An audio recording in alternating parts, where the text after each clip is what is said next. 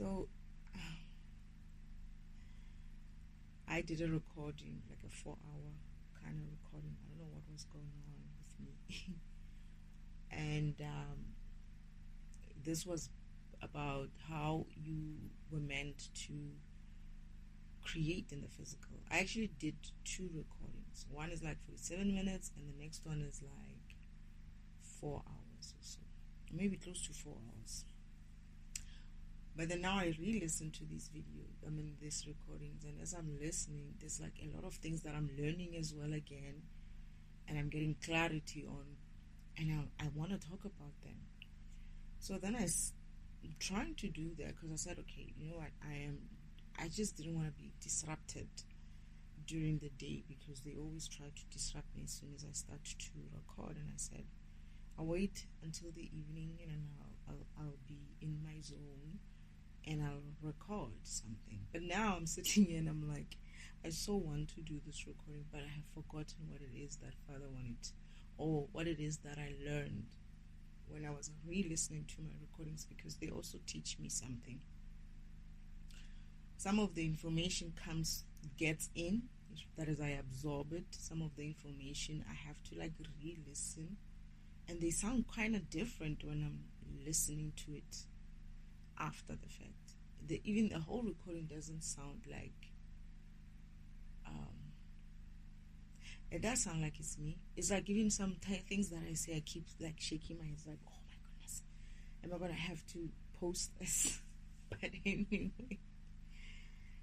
so let's go back to the topic of creation. Oh yes, I remember. So as I'm talking about this whole thing about creating your own reality, I don't know, it's not me. I feel like Spirit is saying these specific topics, that's what he wants to handle. And I have been saying them, and I don't know why they came together like that. One is co-creation. This is like a kind of an Abraham Hicks kind of a thing, which I never understood. I really never understood. As much as I liked to listen to her, I never really understood this whole thing of co-creation. And I had this feeling of, I wish I could just talk to her one day. I want to ask her, what do you mean you're co-creating? Like, she tries to explain it, and they try to come with a different angle, but it doesn't really work for me. It's as if, like, most of the times, there's a time when I think she made kind of sense, and I think she was. I get the feeling, if I remember, there is somewhere we was talking about alignment, and then she dropped that. Then they started talking about this co-creation shit, and I'm like, wait. What do you mean we are creating together, right? So, I guess this part is about the co-creation part, because most of the other ones that I recorded before with the 2 recordings, it was mostly more about creating your own reality and manifesting stuff. But this one is specifically to co-creation. So in that recording, there's a part where I realize, Father's saying, the Spirit is saying, like, they need, what they're trying to do, this co-creation, is to try to make you believe that togetherness is a good thing, right? Remember, you're a program. Remember, you're designed and created for a reason, and that reason alone is the reason for your existence. Your existence is not here for you to live for someone else. You were never meant to be living for someone else. Everyone who's here on this planet is here on their own mission, on their own purpose, for their own needs, right? Yes, you're going to learn humanity in some way. That is how you are guided by Spirit to live with humanity. But it's not to say you should be interfering. It's not to say you should be trying to solve people's problems. They are not your problems. You should be solving your own problems. It's not to say that you should be taking on people's problems. It's not to say that you should be giving other people your problems. So this co-creation thing is basically, I was getting it as they're trying to, Father, please protect me from that method of that generator. As soon as they did that, they threw to my leg here. And please reverse the image they stole. going forward. Thank you, Father. So, in that essence, they're trying to make you believe the co-creation part is in like a group kind of mentality thing. Oh, let's bring our resources together. We're creating together. Whereas true purpose, your purpose, is very much similar. It's very much your shit is your shit. What you have agreed with God Himself to say, this is what I want in my path. I want this house, I want this cars, I want these children, I want this life, I want this and this and this and that. When you decided that you want to come here for your own growth, you made choices. Some of the choices you pre-made, and your plan, your path is also pre-planned with your things in there, with your gifts in there, right? The things that you're supposed to get, your wealth, whatever it is that you agreed to, right? So now these people are trying to say, let's co-create. That is, let's bring all our resources together into a fucking pool. And then what they do is, not all of you have access to that pool. They tell you shit like, oh, the vortex. This is when I got the idea. Is that what they meant when they said the vortex? They meant the vortex is actually like some sort of a pool system where you go into and you extract energy from it.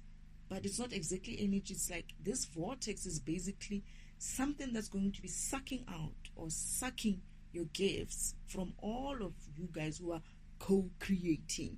It's sucking it in there, and then those who know how to access that vortex are going to be able to pick and choose from your gifts what is it that they want. So if someone else decided with God, the Creator, that they wanted a smaller house and a smaller car because of their energy could only afford such things, right?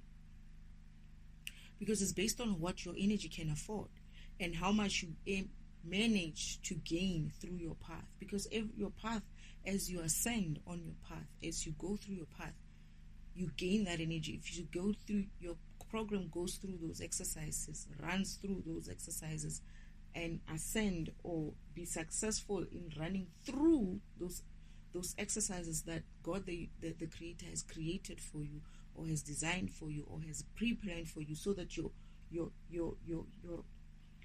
program can learn the things that it needs to learn in order for it to learn the skills that it needs to learn, and also learn to move past or go past whatever issues that it used to have, right? And as you move forward, you gain your energy. And as you gain energy, because of why? You've been exercising, you've been practicing, you gain your confidence. It's the same thing. Your spirit has been going through turmoil, has been going through joy, has been going through disappointment, has been going through all kinds of things that you manage to rise above as a program, and go past that. Continue to run. Be like, okay, I see it. I see I got problems here. I see I'm disappointed here. I see I got good things happening in my life. I see I acknowledge that, but I still need to keep moving. And you go there. You move. As you move, you're going to reach a level where your stuff that you agreed with Father, that, okay, when I get here, Father will be like, okay, after you've run through this, you're going to get to this point, you need to now, this is where it's best for you to start maybe settling down. Maybe you must find yourself a wife and have kids and stuff like that, right? And then when you get here, you must at least have a car and a home. You need to be able to do that, because your energy level would have picked up. If you go through this point, you would have picked up enough energy for you to be able to afford to buy something. So what car do you want? You make that choice. You choose that. You say, okay, I want to have this. It's like they give you options, obviously, based on what you have, right? What kind of, how much of energy you have. Okay, you can either choose this or you can either choose that, right? And when you get that, you're like, okay, I like that one. All right, that's fine. You add this to your purpose or your purpose path. Fine. And maybe when you get older as well, there are other things that you're going to acquire as you go above or ascend through the sacred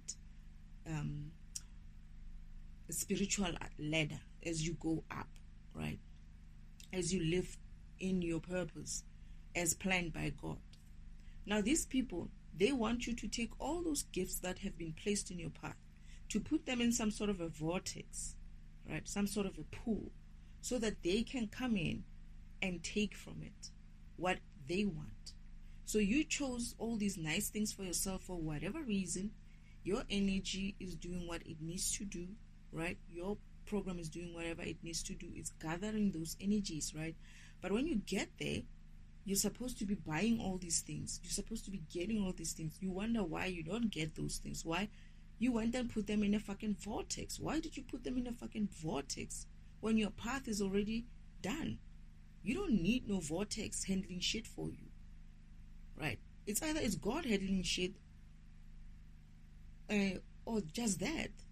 No vortex should be handling your shit. Because what is this vortex? I kept asking myself, I kept trying to imagine this vortex. That's the vortex. You're in the vortex. And I'm like, I don't know what that means. I tried those exercises as well, but one thing that works, or that kind of like, I don't know if it will work again, that I used to be able to apply, is this theory of when you're feeling otherwise, sometimes it's best to just run with it so that you get over it. And sometimes, but if you can block it, you should block it, right? But sometimes it's like you're just too far. Just that train is just moving too fast, and you just go with it and resolve it, right? But for me, I accepted that, because that's how I work, in a way of saying, when I ever have a tension about something and it keeps coming up, I didn't, even before when I was young, I never let it, now that I remember something, I never used to let things bother me. Whenever something was bothering me, I knew there was something wrong. It was low vibrational, that is, whatever that is. So I needed to face it. And I would go and take some exercises throughout whatever time I need and be like, why does this thing bother me so much? And I would try to answer it as honest as I can. And as soon as I don't answer it honest, guess what? It's going to come back. It's going to keep coming back. It's going to keep coming back until I'm very honest with it, until I'm very honest with myself.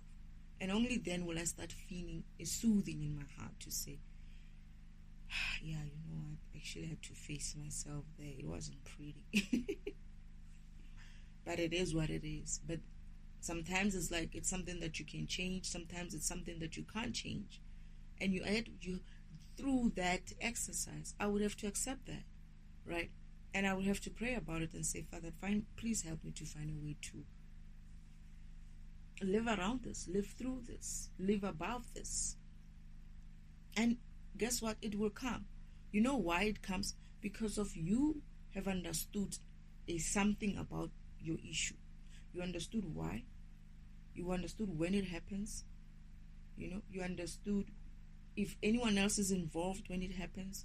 You understood why, like all the things that you need in order for the universe to go back and say, now you've learned your lesson.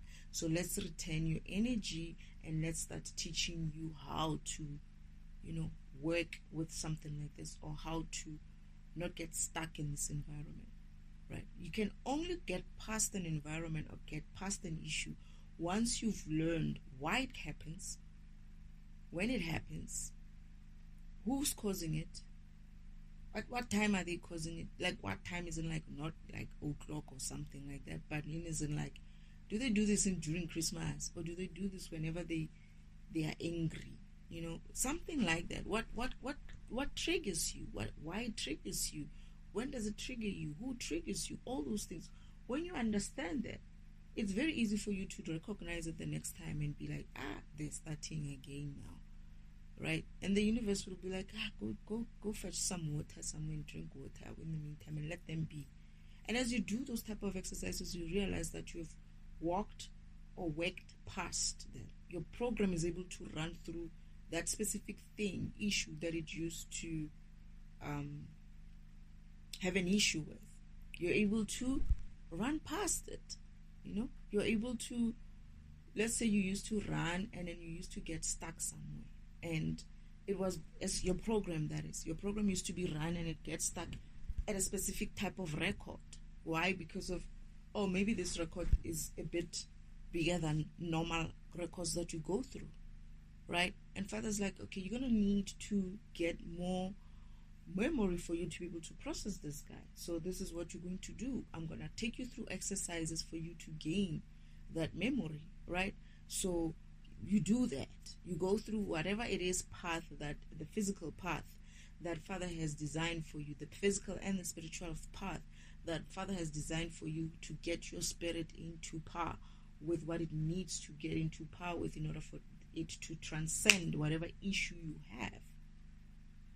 Now, in that path, you have your gifts already assigned to you. As you move, you've got your rewards. They said rewards. You got your rewards every level to say, okay, now's the time for you. You have managed to pass this level, so this is the time for you to get this. This is the time for you to get that. They made it so that his father and mother made it so that you have some incentive of okay, now I see that, you know what, I have come from very far, and I've ascended, or I have worked through or learned to be a better person, and look at me now. You know, I'm doing better than I was before, and I am proud of myself, and I'm proud of where I am. You know, I can do better. I can continue and let Spirit, you know, Father, God, Him, you know, God the Creator and the ancestors, to guide me further, you know, on my journey. Now here comes Uncle Oman with his co-creation, manifestations. What is it? Create your own reality. They're all trying to deviate you from your path. God speaks path. God speaks purpose, destiny, your mission if you have, right? God speaks your path, your purpose path, right? They speak co-creation, create your own reality, manifest your own things and stuff like that, right? So now, if you look at these two things, God, the way He said, you follow this route, I will give you which route to follow. Forget about creating with someone else. In fact, ignore someone else. In fact, you're supposed to just mind your own business. In fact, you're supposed to just mind your own program. In fact, you're supposed to just remember who you are and walk your path. In fact, you're supposed to be only doing things that you're guided by the Spirit to say, get involved here. Okay, no, it's enough. Take your hands out. Leave it as it is. Now, move forward. That's what you're supposed to be doing. They're saying, oh, come over here. We are all together in this space. We're going to create everything together. Meanwhile, you're leaving your path there with all these gifts that have been assigned to you. Now, tell me, where does the devil get this vortex? Where does this energy vortex comes from? They don't say God. They never say God. They never say God. They say, oh, whoever you want to call him. No, he's God. Okay? He's God the Creator. And she's got she is God the architect as well. The Creator and the architect. That's what they are. Not whatever you want to call him or her or what. No. It's God. You can call it in your own language, but it's God. It's a concept of God, not some other concept of some sort of a vortex or some sort of... No, it's God. Enough with that shit. Because we've had enough. It's confusing.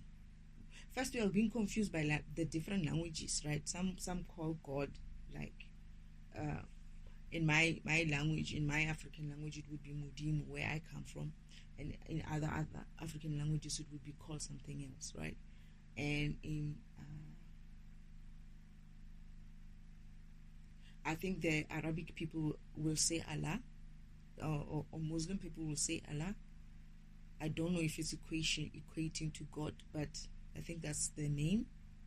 You know, whoever that the name that you use in terms of God, but my understanding is you're either going to call him with his name, Elohim, God the creator, or Elohe, God the architect, right?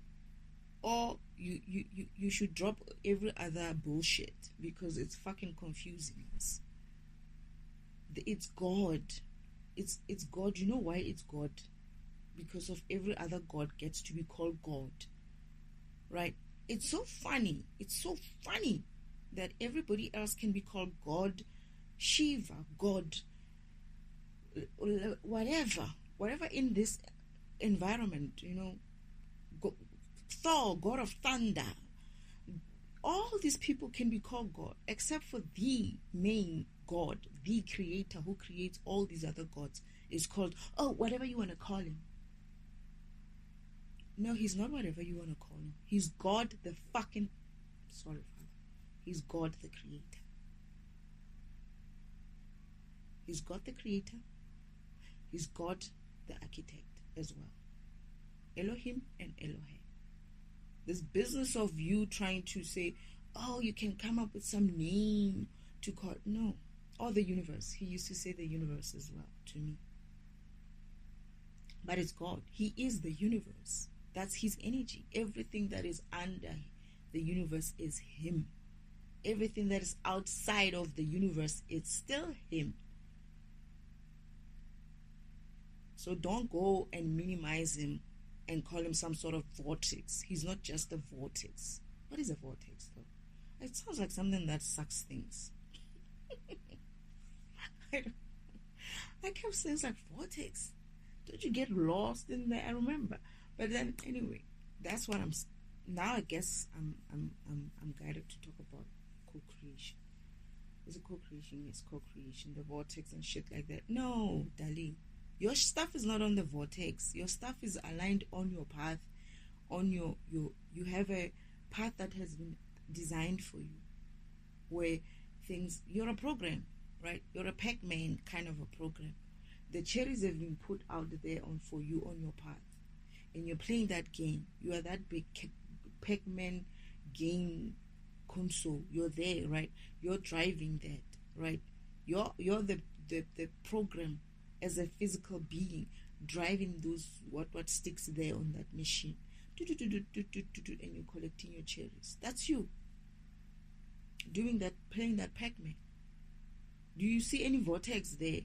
Or is just you and this machine where your path and your cherries are in? And everybody else is doing what when you're playing that game? They're playing their bloody own games.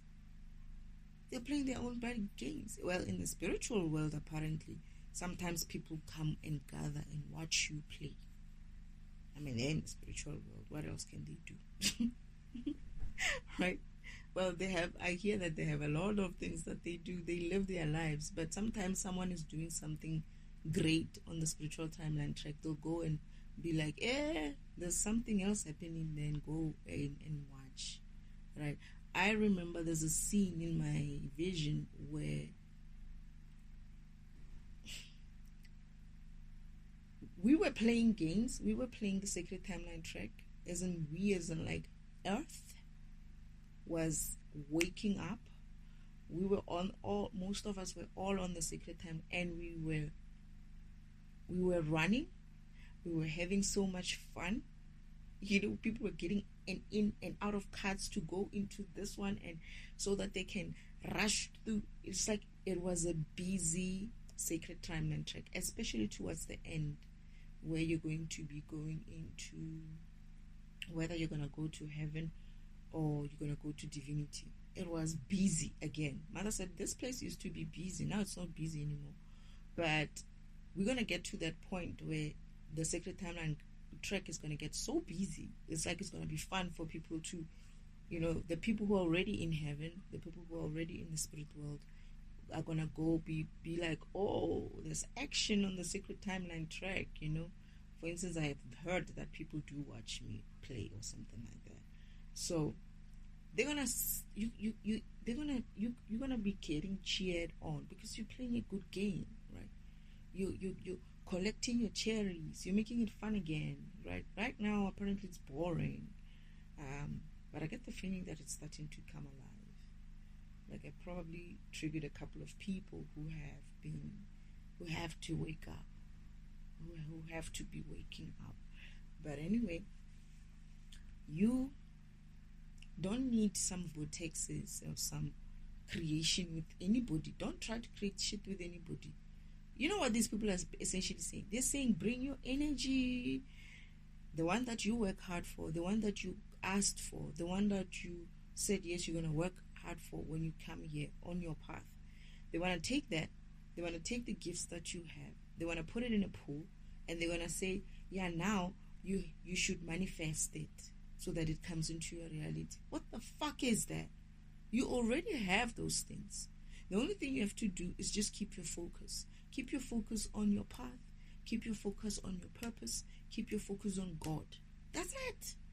And just keep doing what you need to be doing on your path and on the purpose that God has placed you in, has created you with. What is your program? What is the purpose of your program? That's it. Find that shit out, and as you find out, you'll get to those levels where those things of yours that you decided before you even came here on earth, that I want to live in a mansion, I want to have 10 Ferrari cars with this and this. Those things, they're there on your path. As you have agreed and chosen yourself that this is what you want, go get those things. Why do you want to pull things now? Why do you want to go into a pool where you don't know how to? Do you know how to manifest? Do you know how to do magic? It seems as if like the only people who can do that, who can bring these things into life, are magicians. That's why they're manifesting things. It's by magic, right? Or some sort of energy manipulation of some kind, which is a break to the universal law as well. That is, you are stealing energy from somewhere. That is, you agreed to God, with God, that you're going to have the Ferrari and the big mansion. They're going to be a red Ferrari, a white mansion, and whatever. And there you go. You go and take so and so. You go into this vortex of yours and the pool of yours. You take someone else's stuff. You take Joshua's stuff, right? Joshua wanted a Lamborghini and a, I don't know, whatever house color, whatever color they wanted. You go and be like, nah, I don't think I want a Ferrari anymore. I want a Lamborghini. And you're taking Joshua's stuff. You stole from Joshua. You stole from Joshua. Because once karma has to now be like, okay, let's look at the parts. Who had this? No, this car does not belong here. This is actually there. This is this car. Your one is actually this one. That one. Oh, no.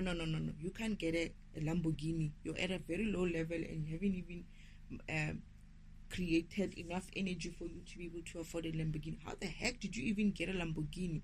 Oh, no, I manifested it. Oh, okay, so it's not yours. Okay, fine. Let's move it. Let's take it to who it belongs to. Bring that jalopy here on the side. Yes, that one. It's hers. Okay, yeah. Be happy. Right. Continue. Go on your path and be happy. We do that. Karma's going to do that. Then what are you going to say then? What are you going to say? And guess who's making you do these things? Are people who know that they don't have power themselves.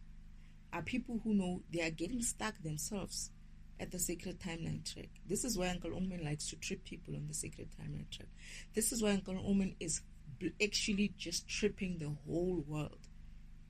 Uncle Omen had this thing of going onto the sacred timeline track, and he would take out the tracks, the rail tracks of the he would kind of like dismantle it and put it on the side, or tilt it a little bit or something, like just fiddle with it. That's what he used to do. And then there comes people with their avatars driving this cart and thinking, ooh, woohoo, I'm on the last, especially at the last line. He does that at the last line. He's gonna do that to me apparently. Well, I've seen it, but we'll see.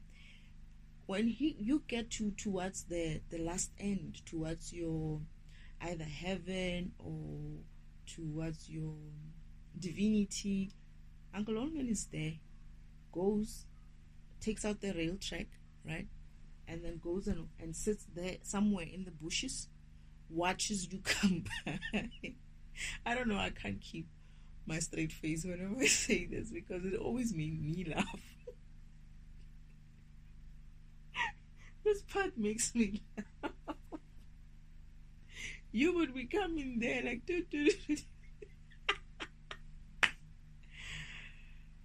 and then when you get to that section where he took off the track,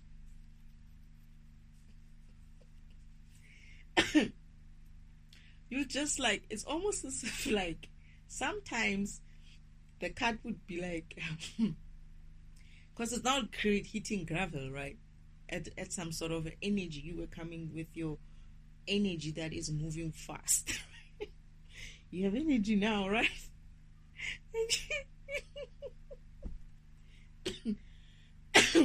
You would be coming with your joyous self, like, I am on my way to heaven. Uncle Olman trips you. You're gonna be flying off that that cat, right? It looks funny. I'm sorry, but I think it's funny. And it's a serious thing because what it essentially means is that he did something in the physical that's slowing you down, that's slowing your momentum. That's what it does. It means he did something in your life. There's someone, some person, be it your mother, your father, your sister, your brother, whatever, your colleague, whatever, did something in your life or put something in front of your spiritual path so that you fall. But you don't sweat it, right? You're still stuck at level 10, whatever that is, or stuck at level 8. You're there. And this is where mother and father will come and help you up, because it's not your fault. They can see that. They can see it through their gaming console that, because it's not your fault. The track is out of line, right? So someone did something for you. And what they do is they put the track back and then they help you up, like mother will be like dusting, like dust yourself off, just don't worry. And then they'll be petting you, trying, helping you to get into the car, and they can start pushing. They give you a push, a heavenly, godly push to be like, be on your way. Don't worry about what just happened. They help you out. There they help you out. Even if you're not towards the end, they can still help you out where you're getting stuck. Anyone who gets stuck gets helped out. Gets a push.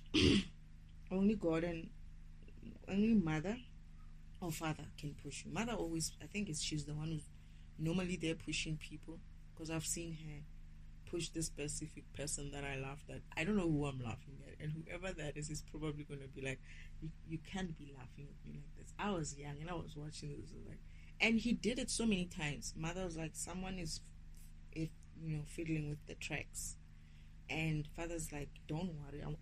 We used to go there, there were many sometimes. It's like we didn't understand how are these tracks getting out of line, right? And father would be like, no, today is the day we're going to help your mother to maintain the tracks. So we will all go in there as a family, looking at the tracks, pushing them in, making sure that they are okay, because it's just a real track. You just have to put it in alignment or something like that. And but we found so many, just you can see that these were being taken out.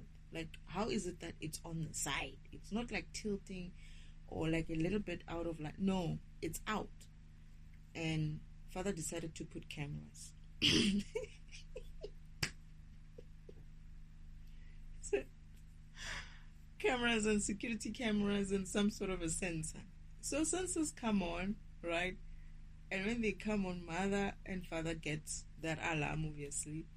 and they go into this the some sort of place where there's like a TV, smaller than a TV, the same one they used to watch you, the same one they used to play games with your avatar. Now it's switched on and it's showing a feed on the Secret Timeline track. There we're watching, like family members are coming in, right? My brothers and sisters are coming in. They've heard that there's some action, like father's. They were saying father's security cameras has caught something, and everybody just started appearing, right? And I'm standing there as well, and I'm watching. I don't know what this is, by the way. I'm seeing TV for this first time, kind of. Like, I see this thing. I don't know what this thing is. I thought it was a gaming kind of thing for mother and father, and I don't think I should be touching it as such, right? So when I see it doing something different this time, I'm like, what am I looking at? I don't even have the concept of video and whatnot. I'm just a child. I'm seeing this for the first time. And we're all watching, and there comes Uncle Oman. He's like, sneaking there. He comes from this bush on the left of the tracks. He comes from the bushes. This bush behind it is like a parking lot. I always ask myself, it's like, how do we have parking lots? Where? Oh yeah, we do have cars in heaven. That's why. The spiritual world has cars. I thought they didn't have cars. And I was asking myself when I was going through my work, it's like, why did we have a parking lot, by the way? I never saw cars there. Did I ever see cars, Mom? I saw Mother talking to Uncle Oman. There were cars there. But I saw Mother. Uncle Oman, what?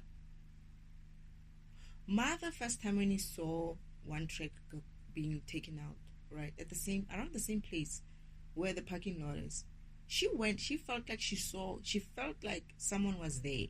So she left the tracks and went into through the bushes, not the bushes, like an area where you can go. There is like an opening between the bushes. Like, what do you call these bushes? Like, not this tree, fence tree, what do you call it? Hedge, kind of hedging. And they have like an opening where you can walk into the parking area. Mother felt like there was someone watching her. And she knew obviously who it was. But then she decided that she want to go in there. There's Uncle Oman hiding behind the car, some other car. Like he's busy like hiding with cars. Mother knew that it was him. This is when he said to father, I think your brother is fiddling around with. Father's like, don't worry. I've noticed that. I'm going to do something about it finally. And now we're watching Uncle Oman, right? He's sneaking up there. Like really sneaky. Like sneaky. When someone is like watching back at his back, who's coming, watching every side. He's doing that. And as we're looking at him, I see everybody looking at each other like, are we seeing what we're seeing? Are we all seeing what we see? Is he really doing what we think he's doing? So Mother's getting upset, right? She wants to go get up as well. Every time Mother wants to get up and go deal with him, Father's like, relax, right? Mother sits down, is like looking at him. She's like, you're gonna let him do this, right? I was like, no, I just want to see how far he's gonna go. He takes off one piece of track, right? It's like smallish kind of tracks. He takes it out. After taking it out, he looks around, and I think he took out 2 more other tracks, not at the same place. And then he's looking around if someone else is coming, if someone else is seeing him, and then he goes. And then he hides. He stands there at the bushes, at the hedging. There comes the poor guy. I don't know who that guy was. We're all watching, right? And I think Mother said something like, so-and-so is coming.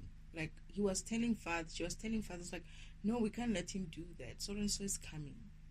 Like, she already knows that someone is going to come past there, right? Father's like, relax, I want to see what happens, right? And as Mother said that, we see this guy, he's happy. There he goes.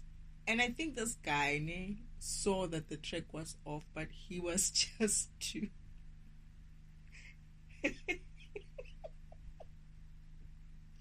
So too late, and it was just coming. I get to see, I can see many views, and I get to see his face as he realizes,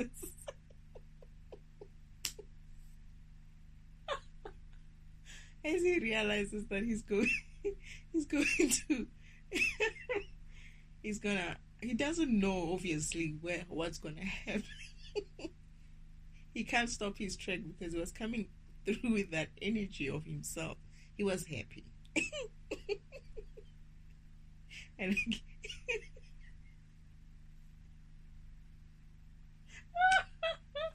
sorry, like you can see that he can see that this is a disaster. It's not too bad because you don't really get hurt. It's like, yeah, you might get a little bit like, bite the dust or something like that, but it's not. But it is a big deal in your spirit. It could be a big deal in your in your physical world because you could have put something badly there to make you fall. Mother looks at my fathers and like with that, I can't believe this, like we're actually watching this. Anyway, mother knows that she anyway has to go, and father, they know that they anyway have to go and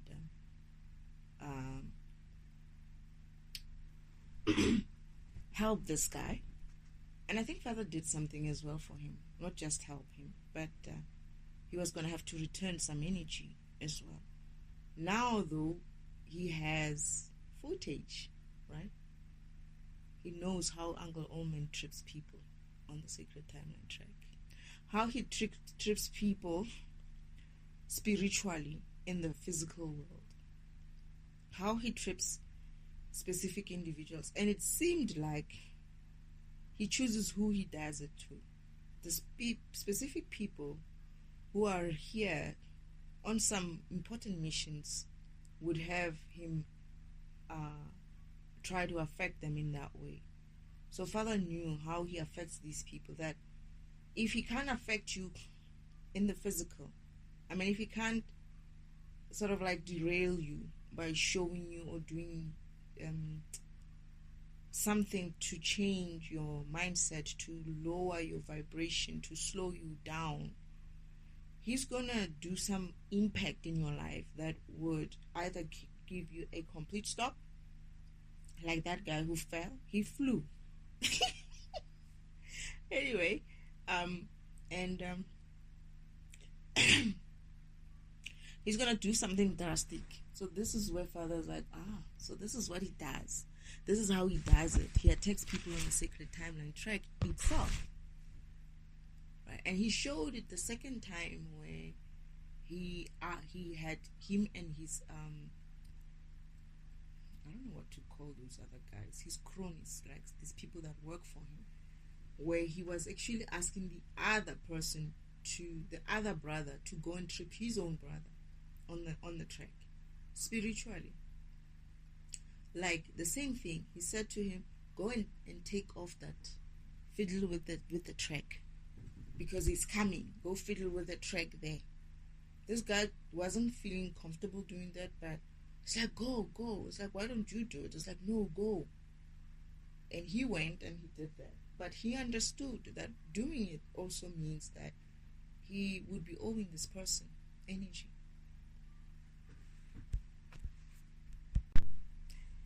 So, yeah, that's what he does.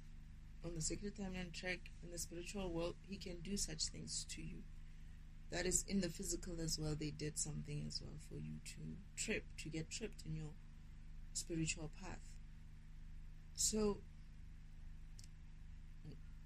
to be honest, I feel like, and not just feel, I know because I saw it happen with myself.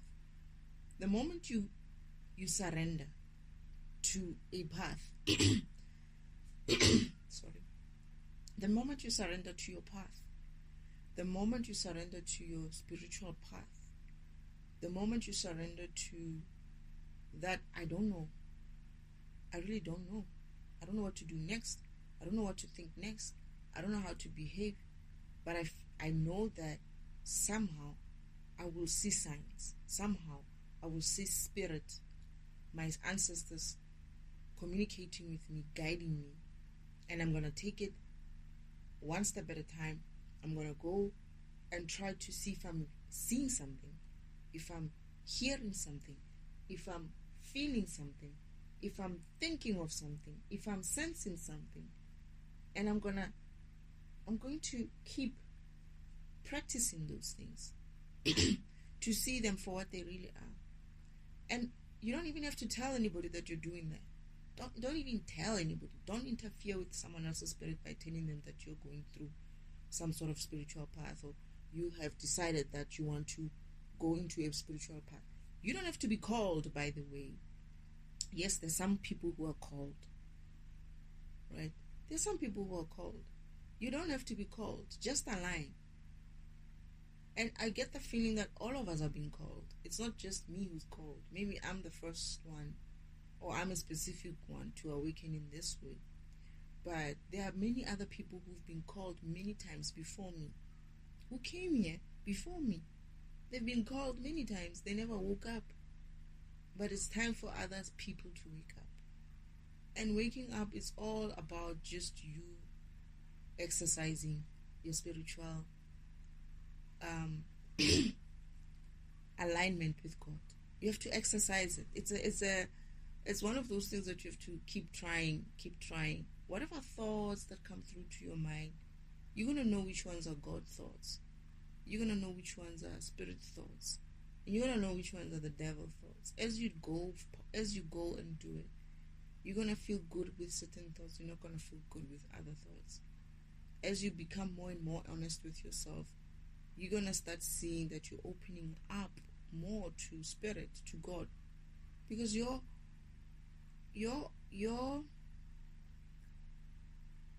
when you start trusting, it means that you're starting to lose certain types of egos. Oh, what will people think? Oh, I can't tell people that I'm spiritual, or I'm trying to be spiritual. This is why, don't think like that. It's none of their business, and it's not your business to be sharing that business with other people. So just focus on you.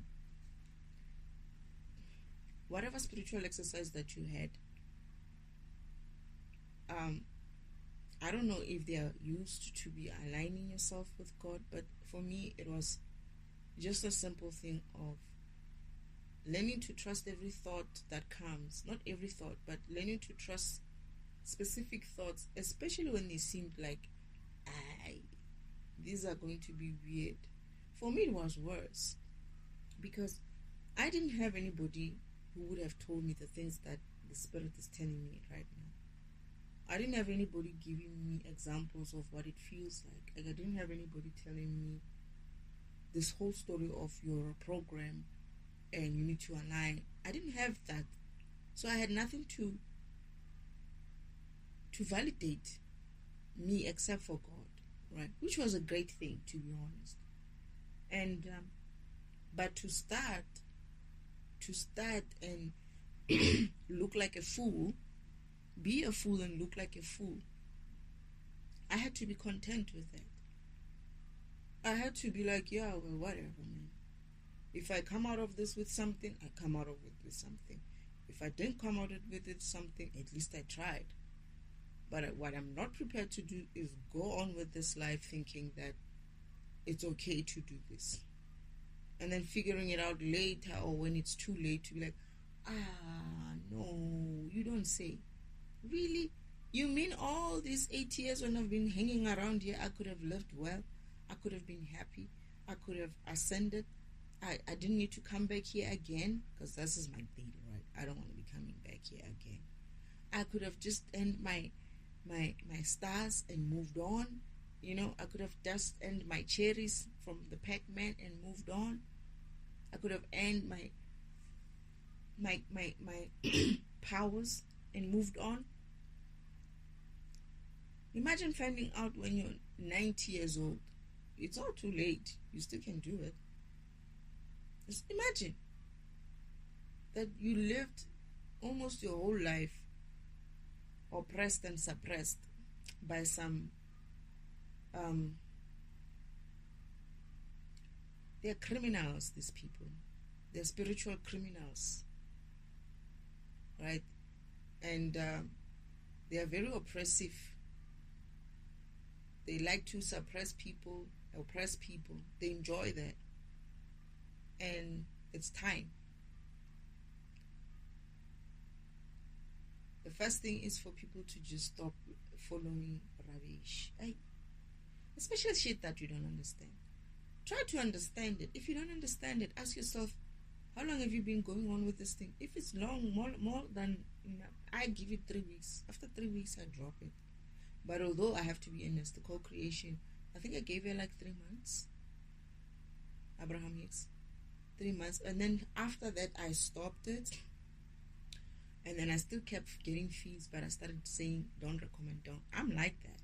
Don't recommend, don't. I go through a phase. I do my studies, and I hear it, and I'm like, don't recommend, don't recommend. I did a little bit of Billy Cousin. Is it Billy Cousin? Billy Cousin as well. He was talking about some, but it was also mixed. Most of him I got from shorts, but there were like some other long ass recording that had nothing.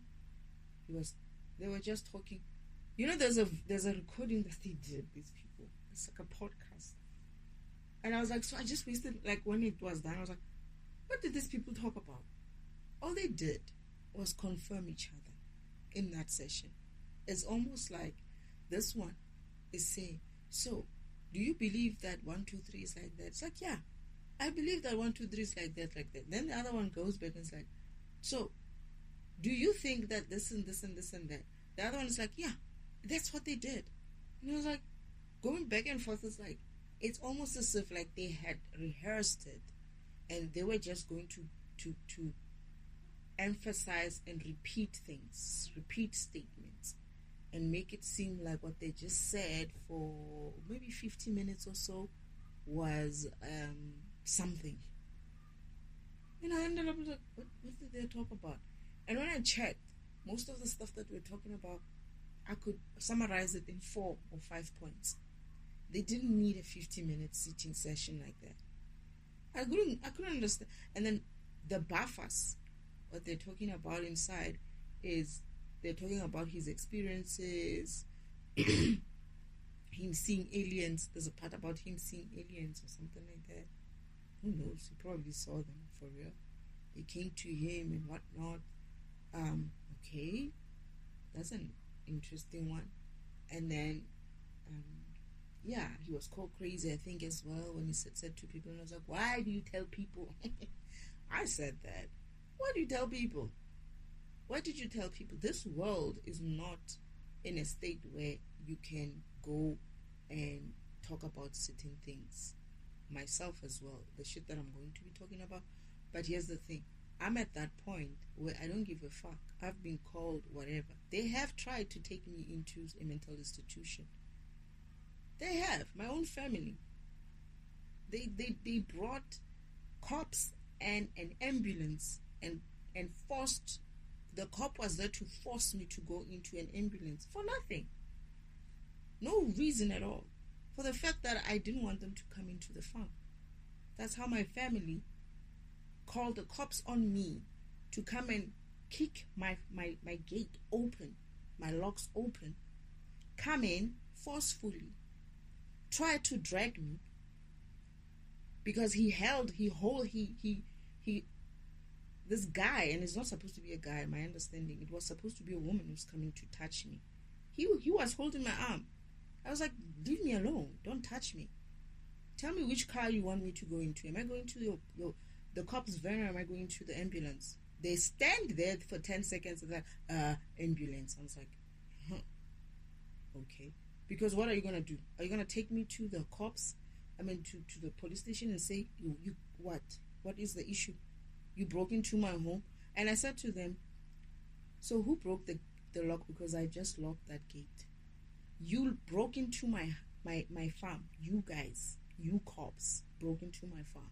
It's like, no, it's not us. It's your father. He's the one who kicked the gate. It's like, oh, okay, but you were there. It's like, I'm opening this case. And I'm going to. I haven't opened it, but some of these things I feel like I'm going to need to, like, I don't see the need for it. Their karma is coming. It will come. I know. Anyway, they did shit like that. So, and they thought I was going to be afraid of it. And I was like, whatever. If you want to take me to the loony bin, take me to the loony bin. Go ahead. Let's see. They can't. You know why? Because they fucking need me. And I'm the last person to put in the loony bin. It will be a wonderful experience for me there. It will be nice. I will enjoy it. I will see what it is for, and I will see it. I will defragment the environment, basically. For me, I will defragment the environment. You'll come back and you'll see everybody fine. Then what? Then what are you going to do? So, I was going to learn even when I'm there. I will continue learning. I will continue learning. I will continue awakening. I will continue with my spiritual path. That's a hospital. You don't want me in such places. I'm a healer. I'm a healer program. I will defragment that shit down. And then what? Then what? And they know that. They thought by trying to do that, they're going to scare me. And at some stage, the doctors are like, Mama, you're the one who's sounding a little bit off. This is my mother who's trying to talk bullshit. So I was like, I turned and I was like, I'm going to let her say, and I'm going to keep quiet. So as she's talking, they're looking at me, and I'm trying not to laugh. I'm listening, and I'm trying not to look at her, and I'm trying not to laugh. I'm just trying to look anywhere else except for. So they asked me, I guess it's the usual routine question. So what is your name? And I tell them. Where do you live? And I tell them. And then they say, who's this person? It's like, she's my mother. And they're like, I think he asked me, are you hearing voices or something like that? I was like, explain, what do you mean I hear voices? He's like, do you hear like people talking to you and whatnot? I was like, no, I don't. And I wasn't lying. I'm not hearing voices. I'm intuitive. There's a difference. I was like, no, I'm not hearing voices. And he's like, do you know, can you fly? that one really made me laugh. I was like, huh? It's like, can you fly? It's like, do you have superpowers or something like that? That was funny. That was an experience. I have to be honest. I was like, oh my goodness. I was like, I looked at him. I was like, that was actually funny, but it was also like, are you seriously asking me that? And he's like, do you have superpowers? It's like, what? Explain to me, like, what do you mean by superpowers? It's like, can you fly? You know? I was like, no, I can't, right? And he's like, as he was asking me this question, then the psychologist or psychiatrist person comes in. He's like, oh, Dr. So-and-so, you're here. This is actually your patient. She was in line, but I couldn't understand why she's here. So maybe you can see something that I don't see. So they're interviewing me basically. They took my blood pressures. I'm fine and everything. This lady goes and so the guy explains to her that they brought her because they think. So he turns around. He's like, so Mama, what do you say you brought her here for at the hospital? They're like, no, hey, this person, she doesn't want to open the gate. And when she said that, I just looked away. I was like, oh my God, she said it. Did she just say that? Like, I myself wanted to hide. It's like, oh my goodness, she just said it. Anyway, they do these interviews. They're asking her questions and myself questions. And then eventually they establish what the issue is. And I said to them, you know what's the real problem? They're like, tell us. I'm like, these people came this afternoon. And I told them not to come. 2-3 weeks ago. I've been telling them for 3 weeks. They've been coming every weekend. These guys gave each other keys to my farm. So they're able to open the gate and come in. But there's a second gate. So that gate they don't have a keys to. I changed the lock. Now, when they came through today, I didn't open for them. I had told them just last week not to come through. But they still insisted that they wanted to come through. They're like, okay, so Mama, why did you come to her house when she told you that she doesn't? No, this person doesn't want to eat the food that we give her. They're like, how? The guy was like, huh? Like, it started to sound suspicious. You brought her to the hospital because she doesn't want to eat the food that you're giving her. And I'm like, She said it. She just said what she just said. I'm looking at the doctor like, yeah, I think she said something like that. So it's starting to look very odd. Eventually they said to her, hey, Mama, maybe we should really admit you instead and look you like at some stage. I was like, they're like, no, she doesn't want to answer her calls. But yeah, okay, but then why did you bring her to the hospital? What sickness? What is the issue? She doesn't want to answer. So I don't want to open the gate. They take me to the hospital. I don't want to eat their food. They take me to the hospital. I don't want to answer my phone. They take me to the hospital. Wow, really? Yeah, of course. That's why they took me to the hospital. They wanted me to be admitted to a psychiatric ward. We wanted you to check. Maybe there's something wrong with her. It's like, no, we checked her blood pressures, the basic stuff. She looks fine, except for the fact that she's skinny. I was very skinny. It's like, yeah. They said skinny food. I was like, I'm struggling. I don't have food, first of all. And secondly, I cannot eat 10 types of food anymore. I eat from my garden. I eat only greens. The other stuff doesn't go. So they're like, okay, so Mama, this person feels like she wants to eat her own food, right? Is there a problem with that? They're like, yeah, but then, she wasted a lot of food. We were throwing away a lot of food. It's like, but she asked you not to bring the food because I had said that already. Just like, yeah, but I don't know what she was just going off. Like, every reason that they brought me there for was not a medical reason. Was not a medical issue. And eventually I was like, yeah. So when we were leaving, I'm like, do you realize that you nearly got yourself admitted to a mental institution because of your shenanigans? She's keeping quiet. She's not even walking with me. She's walking far away from me. I'm like, what the heck is this? What are you guys trying to do? I was just on another tip. I was like, I behaved when I got to the hospital.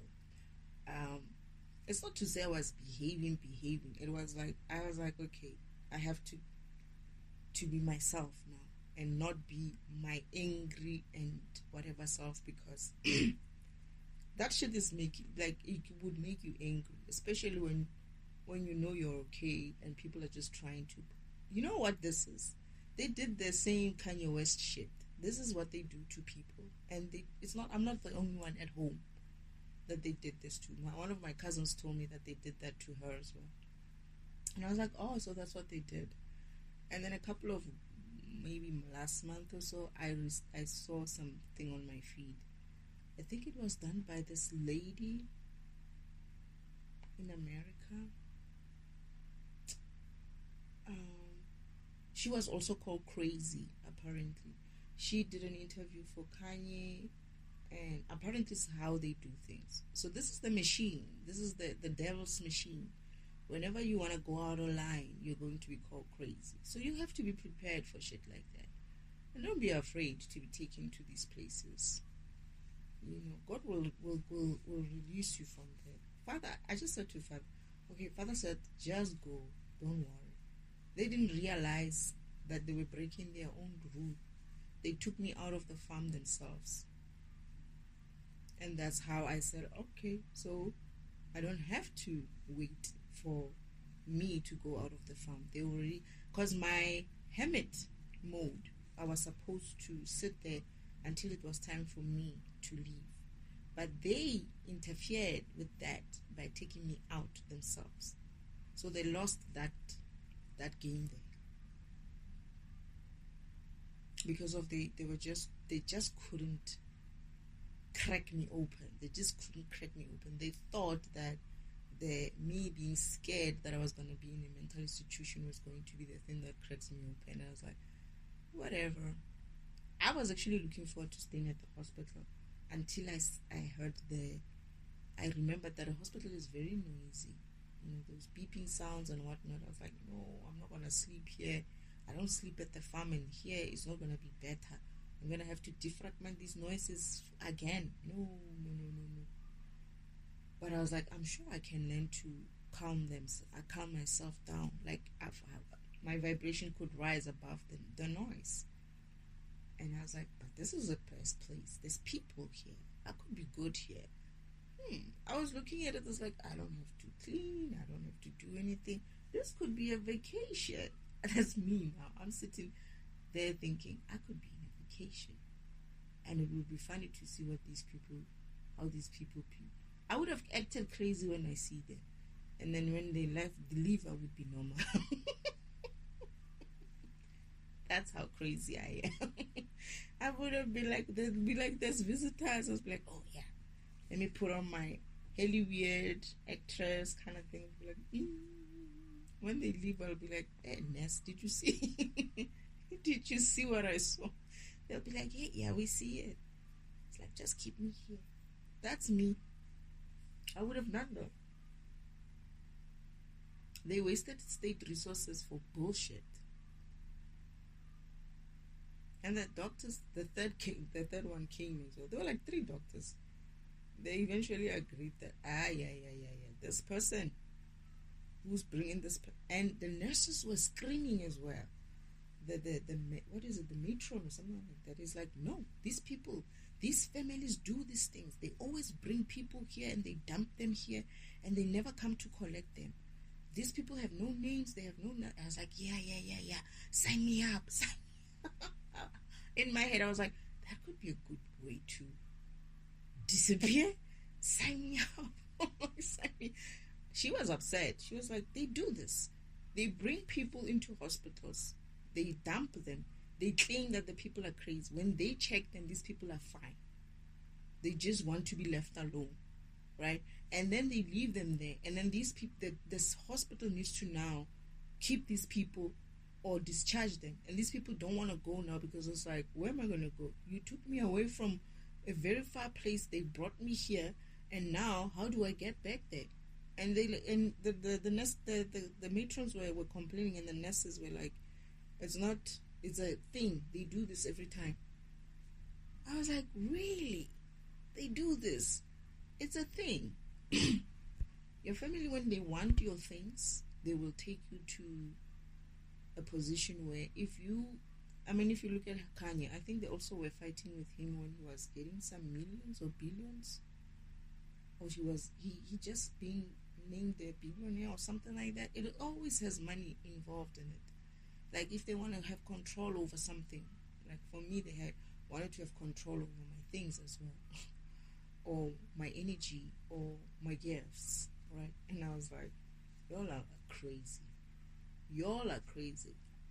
I can take you, all together. You can't do shit to me. Try. And they tried. They've been trying. Even today, as I sit here, they're still trying. That dog that is barking is them trying. And I'm good for it. You'll walk past it. God will show you how to defeat these people.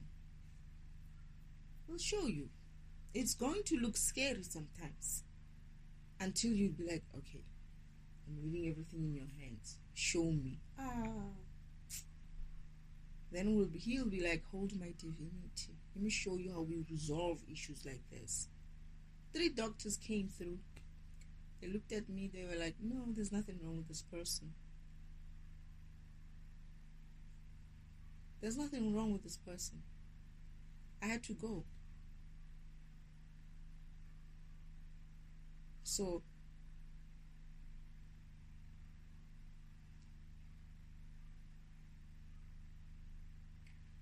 It's like there's many things that are happening in this world which are bullshit, and some people know about it and they've been saying, and we've been ignoring them. But at the same time, I have hope that and trust that God the Creator is going to get the shit sorted. The man is intelligent. The man is far beyond intelligent. The man is a god. He's God. He's brilliant. But I feel like Father got tired of the BS. And Father is the kind of person who will give you a chance after chance after chance. And most people, this is what I'm noticing about Father. Most people, they are where they are. And this is going to happen with many people in people's lives. They are where they are not because of they never got a chance. God has been giving them a chance after chance after chance.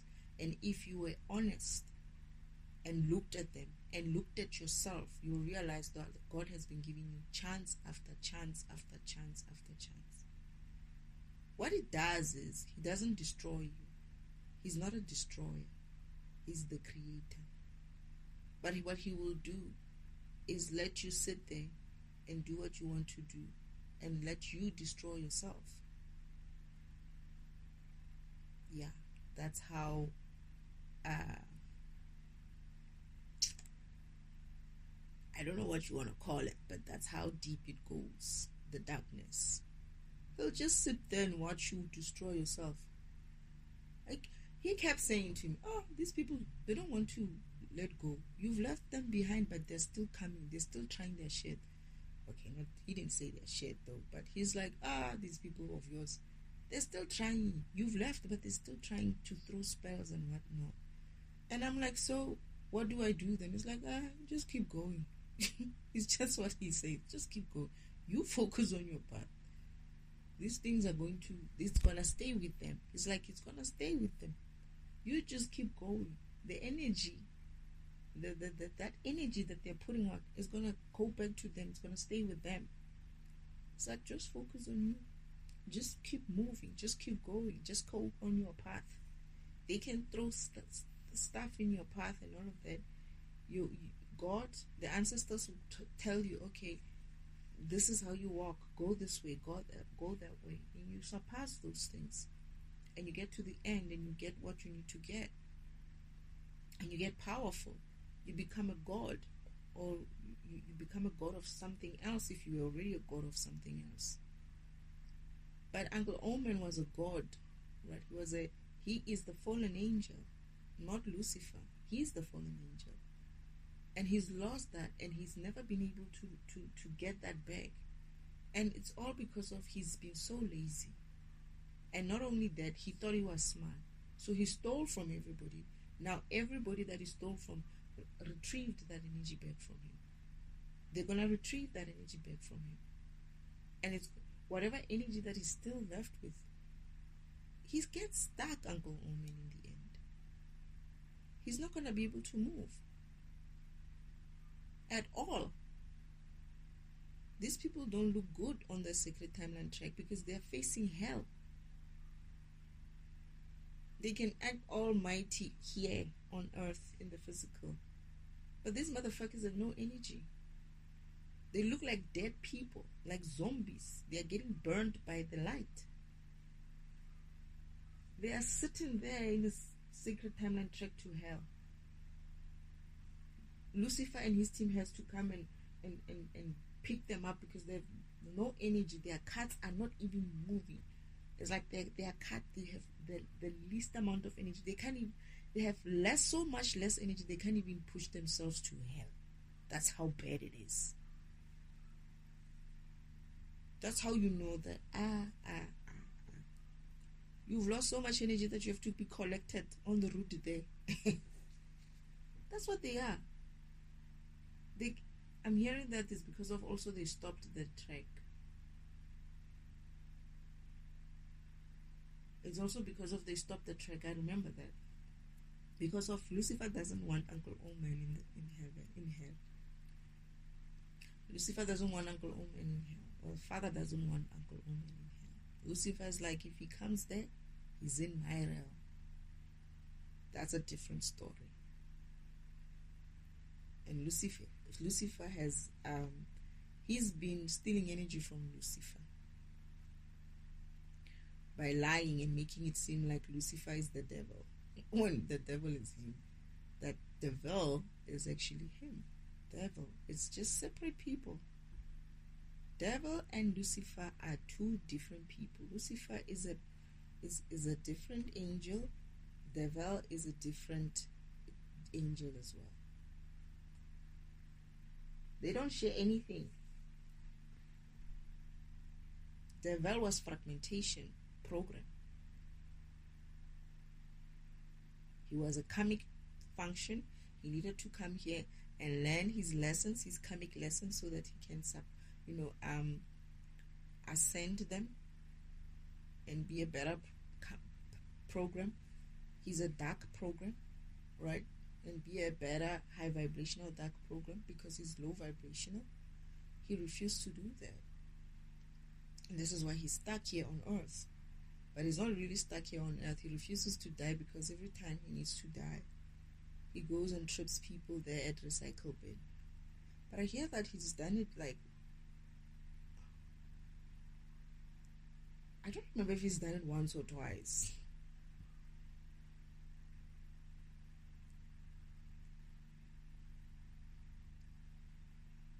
I'll go back and visit recycle bin again one day.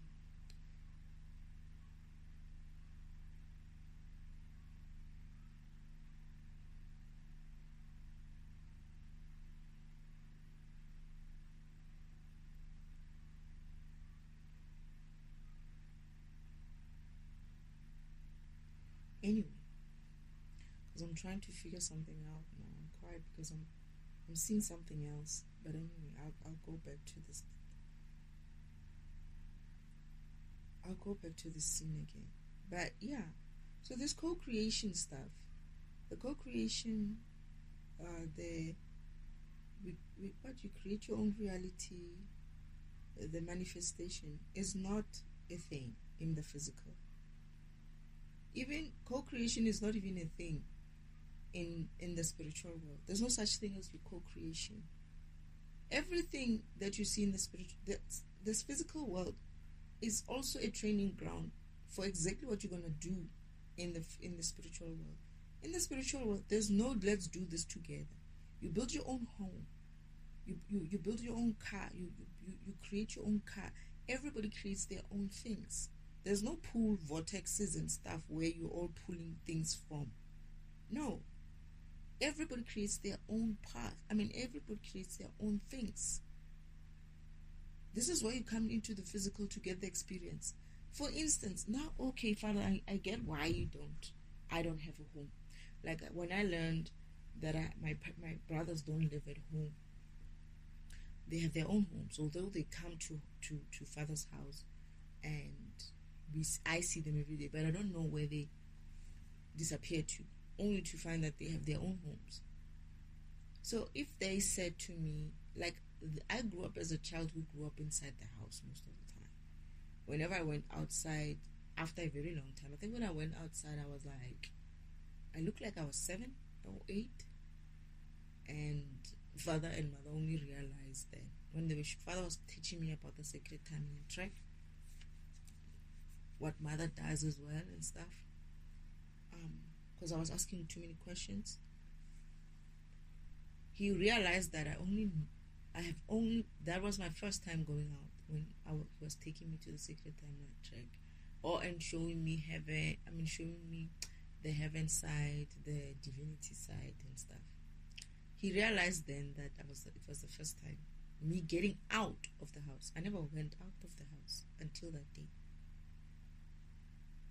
And my father's like to my mother. My mother's in the kitchen. I think she's doing something she's always in the kitchen.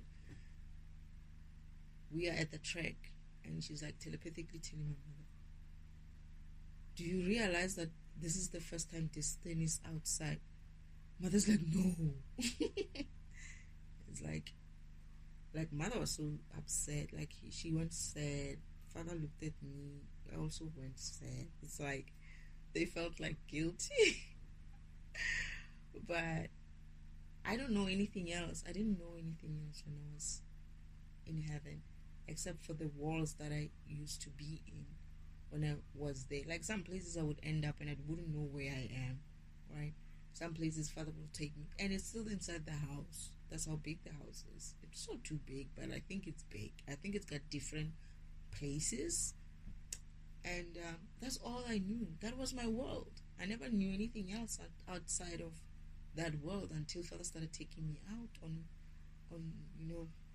while I was preparing to come for my mission, getting contracts in, signing contracts, and all of that with the beings that are going to be part of my journey. That's the only time and I was older then. I think I was maybe I feel like I was 12 to 13, kind of a child. This is when I'm leaving and about to leave heaven to come here. And then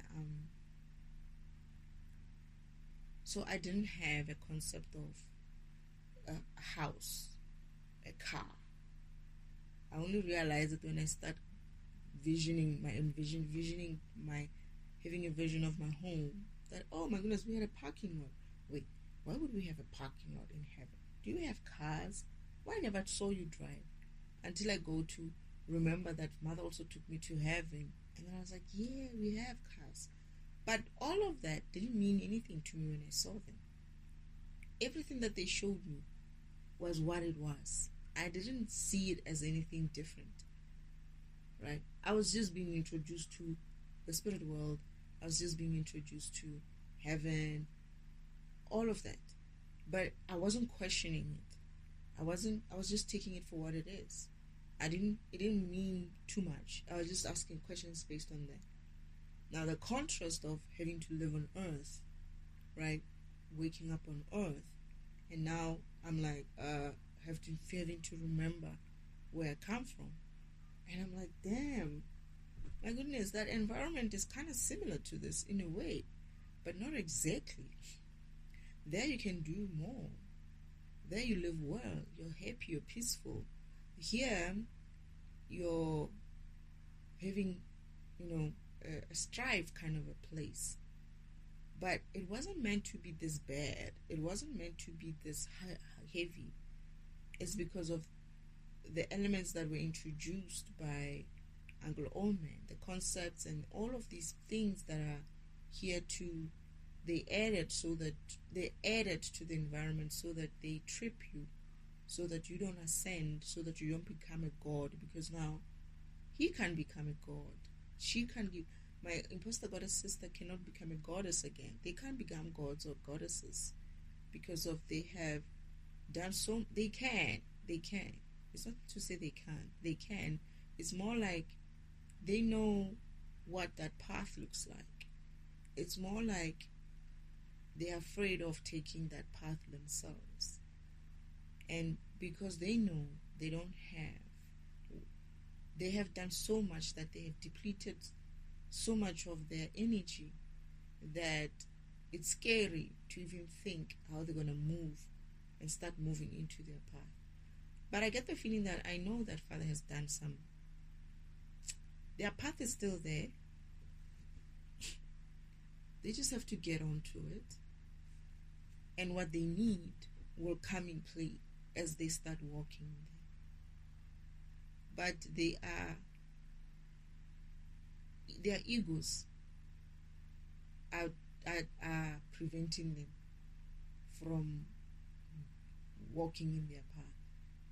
These are the guys who wanted to tell Father how to do things, who wanted to tell Father that he doesn't know what he's doing. They know better, right? And not only that, they came to earth. They wanted to prove to Father that they can do this in this environment. that they can have and take what they want if he's not going to give it to them. Because I guess being a fallen angel or a fallen god and goddess obviously has your ego, right? And you're going to be like, I'm going to get back at Elohim for that. So they've been doing that for all this time. And I mean, the same thing they did to Yeshua is the same thing they did to me. I've been, in a sense, not exactly like Yeshua as in like on the cross, crucified, but I've been crucified as well. Everything that they did to him, they did to me. Not everything. Most of the stuff that they did to him, they also did to me. It's just that the crucifixion was a different kind. I had to go through very heavy physical torments. And I get the feeling they're gonna be talking about it themselves. I won't have to say. They're gonna tell. I said to Father, I want them to tell the world what it is that they do to people. They need to tell. I'm not gonna be telling. I'll just tell you that I had gone through some shit. When I share it, I'll share it, but it's not like I'm going to even give it that kind of a limelight like that. But yeah, it's like they know that their path is heavier because of they did so much of bullshit, and they're going to trip everybody else who's going to try to be on their path. Remember, these people are not the most powerful. They are beings who are far much more powerful than them, and they believe themselves to be more powerful. They believe themselves to be more knowledgeable, right? Much smarter. That's their behavior. They were like that even in heaven before they left. That's why they got kicked out, because of their attitude. That's why they got, what is it? They were fallen angels, and they were brought here to come and do their karmic lessons so that they can ascend those demons and the egos that they have in order for them to earn their godliness again. But they refuse to do that. They think that they can oppress and suppress humans and call themselves gods. When humans themselves, some of them are gods themselves. How are you going to suppress these people when they are gods themselves? Okay, I'll find a way. I'll make them low vibrational. I'll find a way. I'll make them focus on other things than going on their path. I'll tell them about these vortexes, these creations, these manifestations and stuff. They're throwing their torments. I'm stretching. You know? They'll distract you from your path. They'll do all kinds of things to distract you from your path. People who have this idea that they're gonna be great and they are gods and they can be rulers of someone. These motherfuckers can't even rule themselves. They can't even sort their shit out. These people are jokes. They can't even rule over their own urges. They can't even rule over at least their demons. Then let's rule over your demons first. Let's see if you can handle that. You can't even handle that. They can't even handle their own demons. We all have some sort of a demon, some sort of an ego, some sort of something that was an ego and just became a demon. We all have such things. The trick is to understand that ego, understand that demon, and get a hold of it. Control it. Tell it. You're going to sit down right there at the corner. You're going to shut the fuck up. That's it. That's what I need you to do. Sit there and look pretty. Okay? And you're coming along with me. And every now and then they want to rise up. You're like, sit. You need to control them. You need to control your egos. You need to control those urges. You need to control those demons. They are part of you. You created them. If there's something that you're going to be creating, is those egos within yourself. You adopted these egos. They, they are able to stay there because of you have created an environment for them to be able to thrive. And as you don't let them come in so many times, then they won't come in. But at least you know you're prone to certain types of demons. Then you can protect your program from those type of demons. That's how you ascend. When you see that demon coming up, like, yeah. Walk away. And it's like, okay, fine. That's the thing. You don't have to fear your demons. You don't have to fear your egos. They have to fear you. And these people can't even face them. Can't even face the demons that they created within themselves. They cannot do that. They want to rule over everyone, but they cannot even rule the demons that they have. They can't even rule the egos that they have. They can't even rule the low vibrational behaviors that they have. They can't rule over themselves. They can't control themselves. They want to control everybody else. What the heck? Do you have any idea what that means? It means when you get a being who has controlled their demons like that, like me. Not everyone. I don't think I have control of it. I don't know. Maybe I have. We'll see. I mean, I'm not expecting it to be all good and dandy always. If they come up, I'm going to have to deal with them then. Right? And that's another thing. Is like when you work on yourself, you're not going to be like, oh, I'm good. This is the trick with this Christianity type of shit. They make people believe that, oh, I'm a Christian, I go to church, I pray, I open the Bible every day, therefore I should be good with God. No, you're not. Are you good with yourself? Oh, no. As long as I'm good with myself, and God must be good with me. And it's like, okay, that's fine then. If you're good with yourself, and you think God is good with you, continue. However, when these egos come in of, oh, I'm a Christian, I'm better than a Muslim, I'm better than the person who doesn't go to church, oh, I'm a Muslim, I'm better than Christian, I'm better than so and so, what is it, a Jewish, oh, I'm a Jewish, I'm better than everybody. You know what I'm saying? That shit right there, that's the shit that's going to get you in trouble. Because when you get a being like us, who, when I say us, I should stop saying that is coming. That is us being egotistical again. You see that demon just rised up there. I just caught it, right? When you get a being who's not afraid of going after their demons, who sees it for what it is, like, oh, you're being egotistical again, and be like, okay, drop it, destiny. You know, when you drop that, it's like when you find a being like that who comes up and says, I'm gonna rule over you, you're like, okay, continue.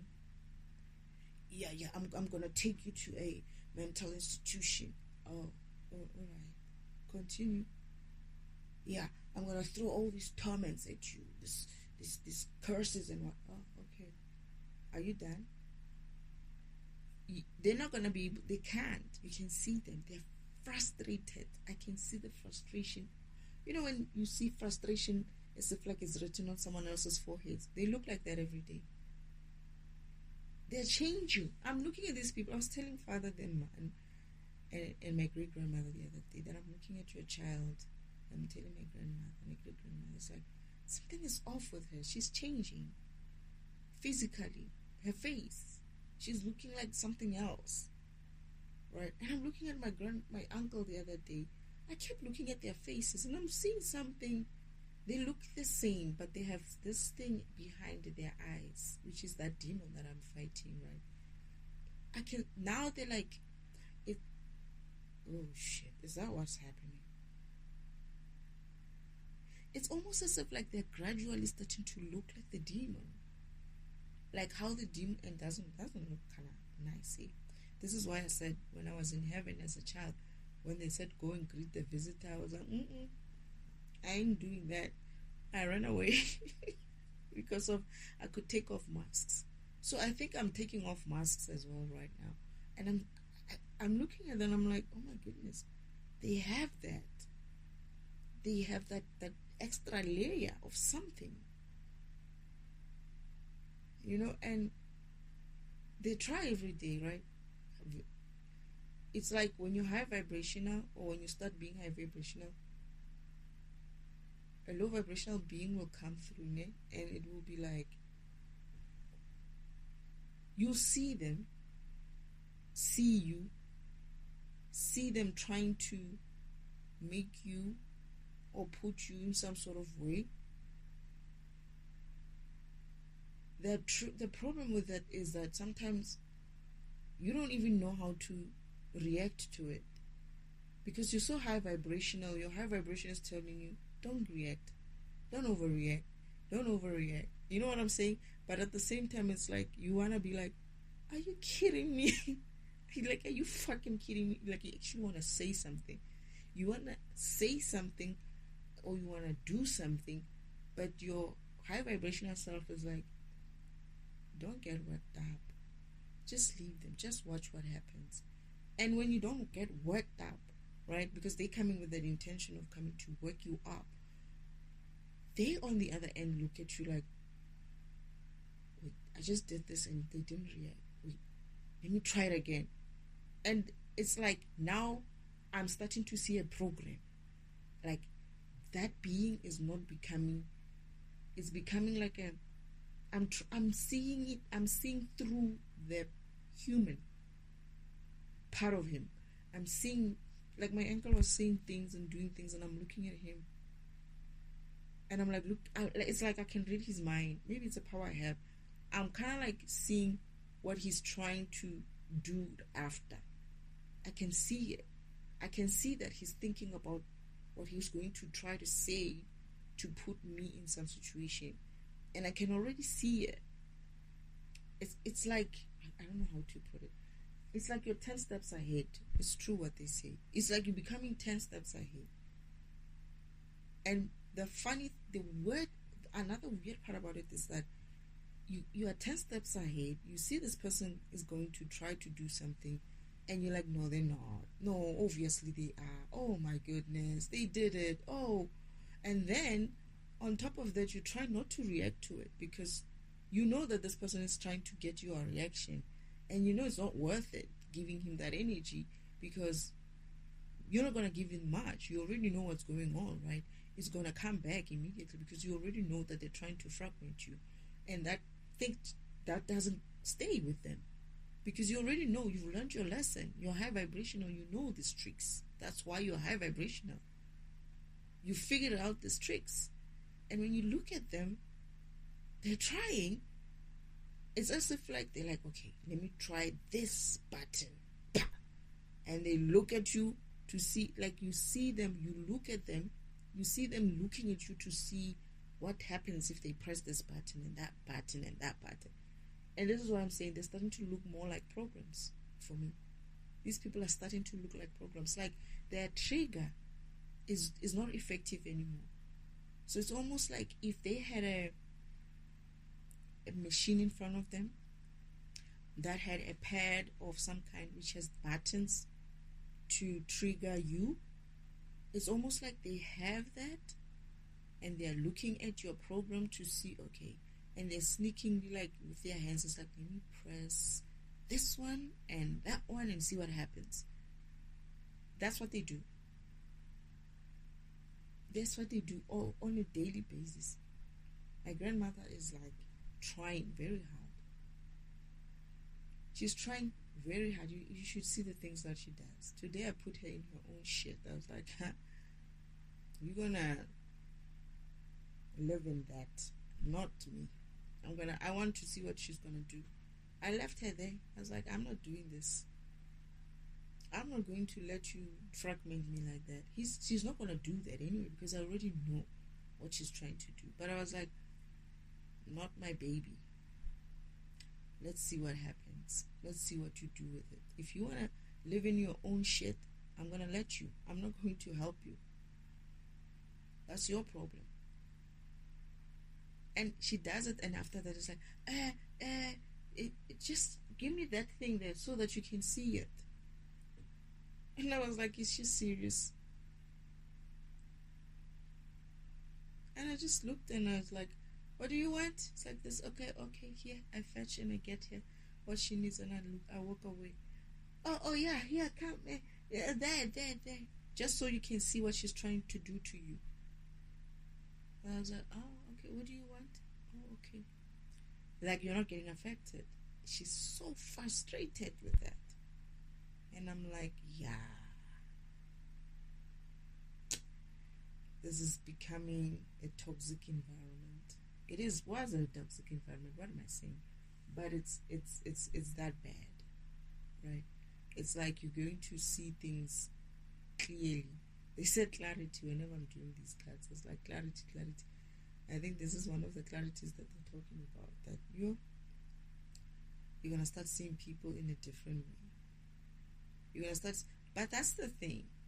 When I remember when Father was showing me, he brought me here to show me what Uncle Omen did to this other people who were on earth when he first got here, as he was being banished from heaven. And this person was a program, living as a human being, was a spiritual program living as a human being.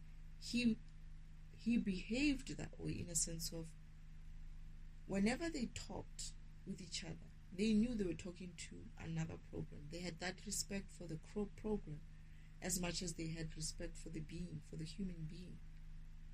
So whenever Uncle Omen came to him asking him these weird things, he looked at him and was like, are you serious? Are you being a funny program? Or, I mean, you should. He even said to him, you should know these things. You know, if you're Elohim's brother, you should know these things. That's what he said to him. Like, you cannot ask me to give you half of my land. You cannot ask me to give you my wife. If you say you are who you are, if you say you are Elohim's brother, then you should know these things. That's what he said to him. That's what he said to him. He thought he could come to earth and take whatever he wants, and he still has that attitude. And people are being duped by this co-creation. Let's create our own lives or our own paths or what? Our own reality. Let's create. Let's manifest things into our reality and stuff like that. Just walk your path, Shem. Just remember and start walking your path and start being your program. Remembering what you came to upgrade here on your program. Like, what is it that you struggle with as a program? Like, I picked up that I repeat, right? I'm getting that it's not a problem.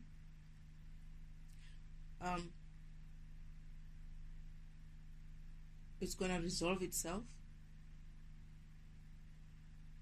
as I get faster.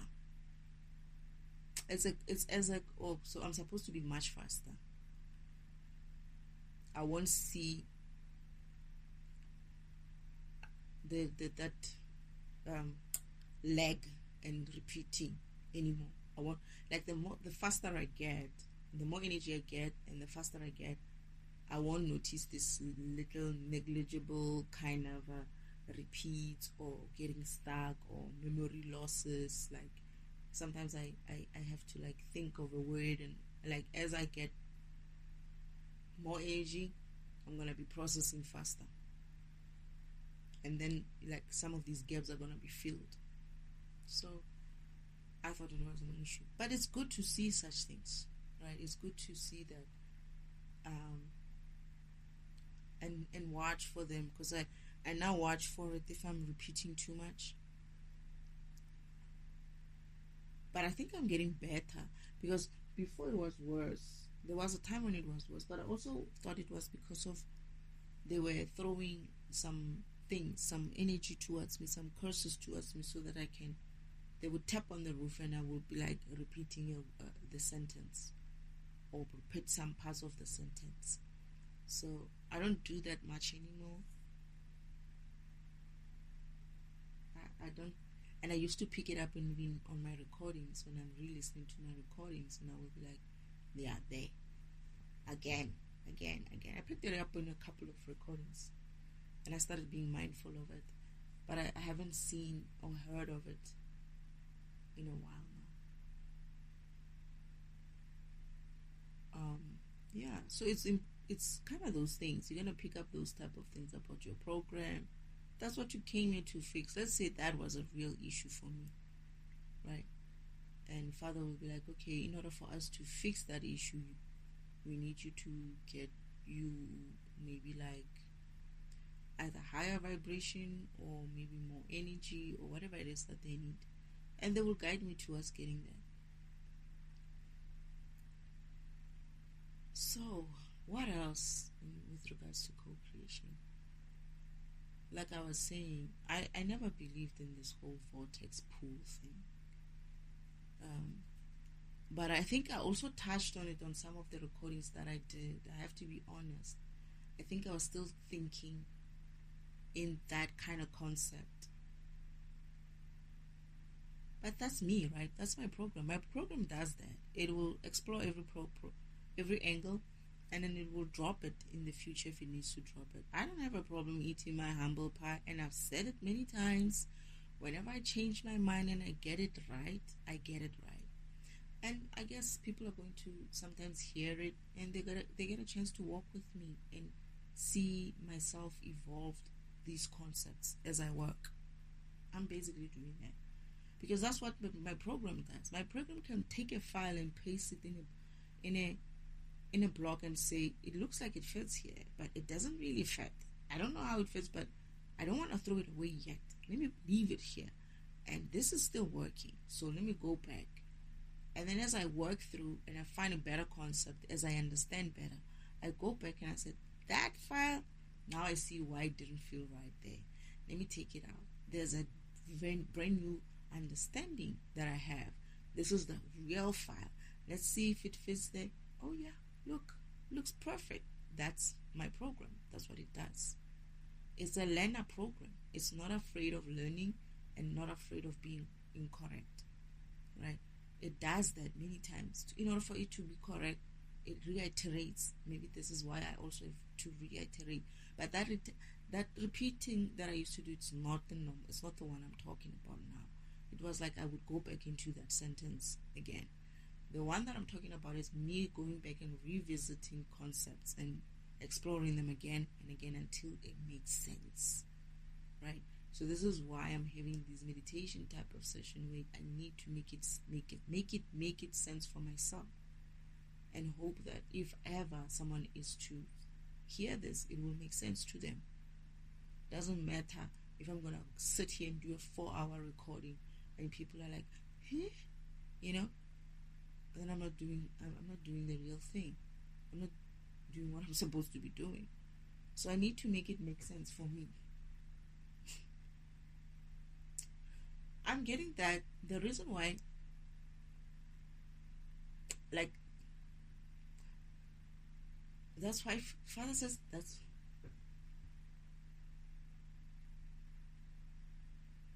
that's why you're a learner program and a teacher program, because you learn in a way that most people would be able to understand. Like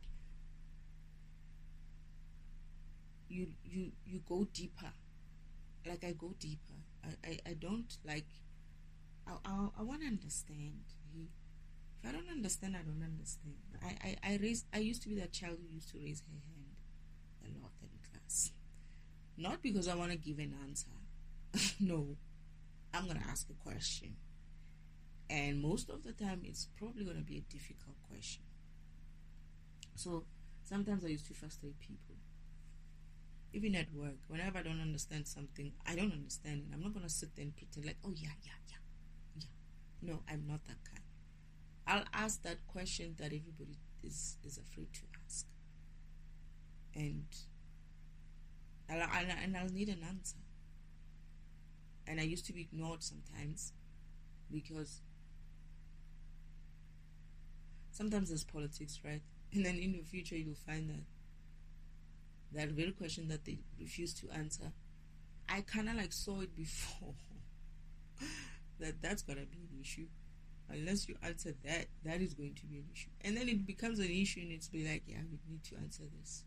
This is some of the reasons why some projects at work never go through. It's because of there's one thing there that people are afraid to touch or say something about. It could be it could be a person, it could be or people behind something that has an issue, and people don't like to go and resolve it. I just get annoyed. I don't have a time for that. I'll tell what I tell, I'll say what I say, and whether it works out or not, I don't care anymore, because you don't want to change, right? That's your problem. And I'm like that here as well. I don't try to. It's your problem. It's not my problem. It's your own problem. It's not supposed to be your problem and other people's problem. It's supposed to be your problem. Is there anything else, Spirit, about this co-creation, manifestation stuff?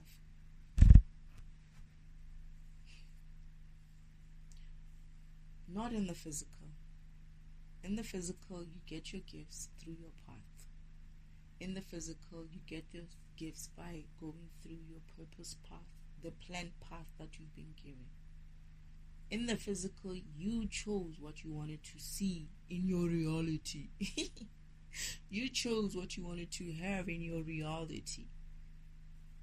You already manifested that shit before you came here. You were already in heaven and be like, I want that car, and I want this, and I want this, and I want that. The physical environment doesn't support you to create on the fly with just your mind.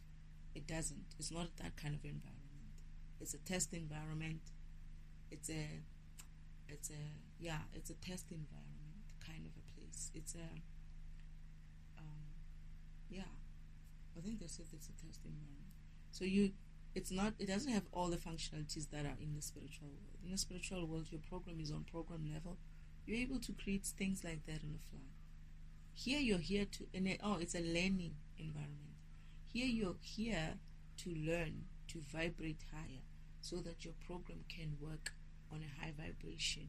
And when you live in the spirit world, you're able to use that high vibration and that high energy that you got or you gain, or you're able to still gain, because you've learned the lessons of how do I keep up the vibration, right?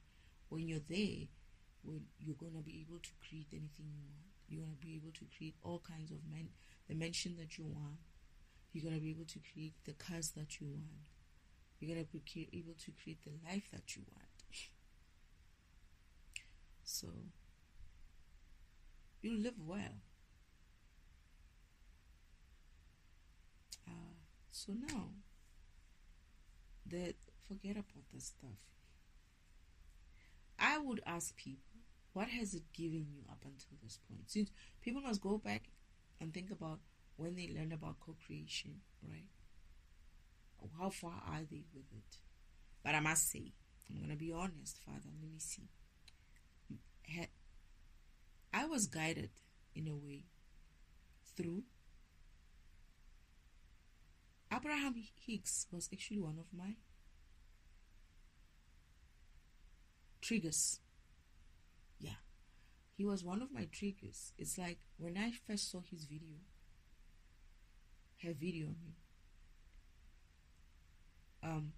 I reacted how can I put it? I reacted to it. I was like, oh my goodness, because the first videos, she sounded, I could hear a voice coming out of her. I could hear a second voice, or third voice, three voices coming out of her. I could hear that shit. Maybe other people could hear it as well. And I said, oh, what is this? No, why does she sound like this? It's like, no, that's how she speaks. I'm like, no, she's speaking like I've heard that before with my, there is a great grand aunt, great grand aunt, my grandmother, my great grandmother's sister or sister-in-law, something like that. She had that. She could channel beings to speak through her. So whenever she would be speaking in some language, like some voice, I mean, like a very big, deep voice, whenever she was channeling whoever she was channeling. So I sensed that with her. And I was very weirded out. I was like, where have I seen this? Father's like laughing. He's like, you're like her. Father and my brothers come online. They're laughing at me because I'm like, no, I'm not like her. They're like, no, she's like you. And I'm like, no, she's not like me. But this is why I keep saying, I don't think that person who's sitting there right now is Abraham Hicks. I don't know. That is not the person I met many years ago. I didn't meet, but I mean, like, I was introduced to via a video a long time ago when she was still Abraham Hicks. And I still say Abraham Hicks said something about alignment. And somewhere along the line, they fucking dropped that and they started talking co-creation. I want to know, where is she? Where's the real Abraham? Where's the real Abraham Hicks? I think he left with Jerry. Is it Jerry? Her husband. She didn't look right after her husband's death. But even before her husband died. I don't know. Probably. No, man. I think something happened after her husband died. Because she started talking crap and I was like, hey, man. This is not her. And then I learned that her husband died 5 years ago. And I was like, wait. Is it 5 years ago? Or am I dreaming? Oh, like a couple of, maybe a year or 5 months ago. But I just learned that he died like a while ago, a long while ago. Not long while, but like a while. And I was like, no wonder. Like recent videos have been sounding a bit weird.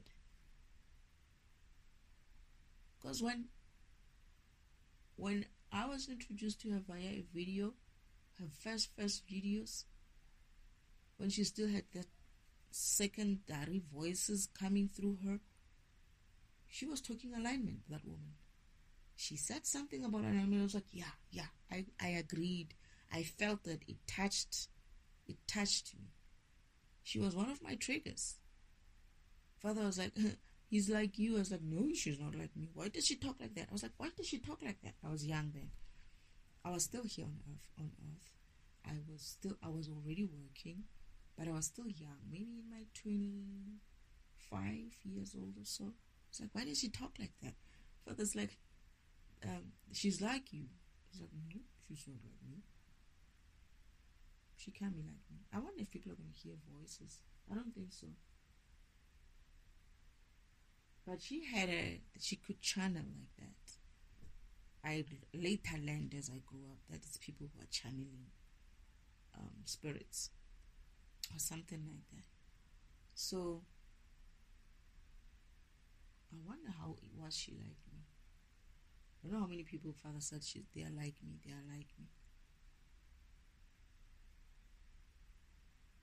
Maybe she's also a defragmentation. No, she's not a fragmentation.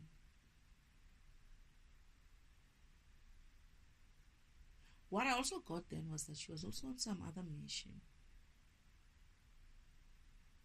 I'm getting that she's one of the people who came here, who managed to keep awake. Oh, they said something like you're going to wake her up one day. Father said something. Yeah, I remember you saying something like that. You're gonna wake her up one day. I didn't understand then what they were meaning like that. What Father meant. So she is sleeping. She slept somewhere. She started sleeping. But apparently she was one of the few, because there's a lot of people who came through, a lot of programs that were sent to come and help this environment vibrate higher. And she's a light worker. And they slept to the environment. They still couldn't keep their vibration high, so the environment made them sleep eventually. But Abraham seemed to have maintained her awakeness, and I'm hearing that she's not exactly as she started sleeping. She's not completely sleeping. She's gonna hear me, and she's going to wake up again. Because they said to me, you're gonna wake her up one day. And I was like, wake her up? Like, I didn't want to be involved with those voices. When I was young, when I just got to Earth, when I started sleeping to being human, I just started developing this ew kind of. And for some reason, my family my father and my brothers used to find it funny. For some reason, I would be like, no, like I would refuse that I'm like someone else, or like that's me, or that. I was like, no. And they would be laughing. And I didn't find it funny. I honestly didn't find it funny. It's like when they showed me the chosen one drawing, and the people who were sort of like trying to reach out for Yeshua. That Yeshua in the photo. In the photo it's Yeshua. It's not me. But Father says it's me. And I'm like, that's not me. That can't be me. I mean, I look like this. He looks like that. Father's like, they are laughing. Like, how they laugh at me, right? And then I'm like, I get you're not going to change the photo, right? Anyway, but that's essentially that's my spirit, the spirit of Yeshua. And down there, they were like these people who are reaching out to Yeshua, but they looked very tormented kind of people, kind of soul kind of people. And they looked very weird. And I was like, what's wrong with these people? Why are they trying to touch him?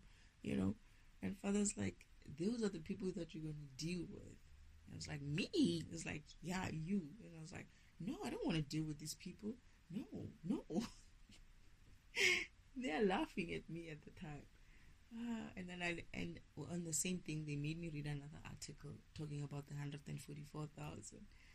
And I was like, okay, who are these? It's like, yeah, it's the very people that you're going to be dealing with. I was like, 144,000. It's like, okay, you must read that. I read it.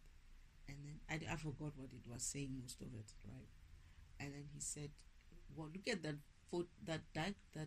drawing again. Memorize it. Because this is the last time you see it, until I show it to you again the next time. You're not going to see it for a very long time until I show it. So I don't know when Father's going to show that photo or that diagram or the drawing. It's a drawing. And I was like, who drew this? Like, I was thinking. Father, don't hate me. I was thinking, what kind of a person would draw something like this? And he's like, I drew it. I was like, I looked at you, drew it. He's like, yeah, I drew it. I was like, why? Why would you even like go and think something so bad? Why would you draw these people like that down there? Like, why would you even like think people could look like that? I'm sure they don't look that horrible, but me being young and not having seen things like that, you know how sometimes you watch these religious books and you find some gory pictures in there sometimes, and you're like, you flip over quickly. I have that. I can be kind of like, feel like sensitive towards certain things, but yeah. Anyway, what else, Father? Is there anything else?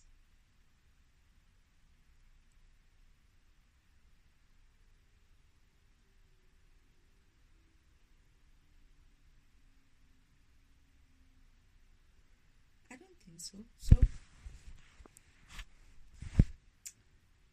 thank you, Father.